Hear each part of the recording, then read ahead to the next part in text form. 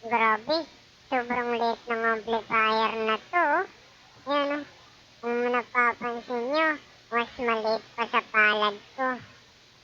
Yung nakalagay sa description niya ay 30 watts daw 'to. So ngayon, ta-try natin i-testing. Gamitin natin itong aking speaker na 4 inches, 8 ohms, 10 watts. At gamitan natin ito ng battery na 12 volts. Ito, lithium ion siya. Ang supply nga pala nito is 12 volts hanggang 24 volts. So, bala ko isagad ito sa 24 volts. So, gagamitan natin ito ng DC to DC step up. Ayan.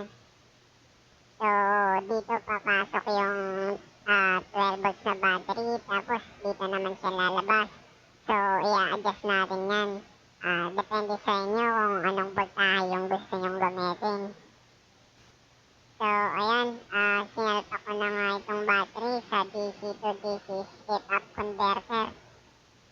So, gamitan ko ito ng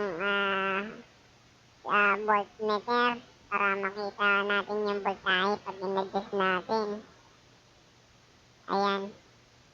So, 60 volts, masyadong mataas. So, babaan natin yan. Gawin natin 24 volts. Isagad natin doon sa supply ng amplifier.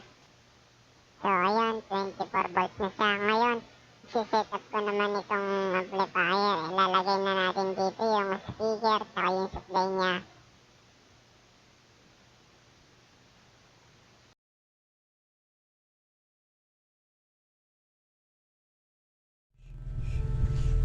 So, ito na siya.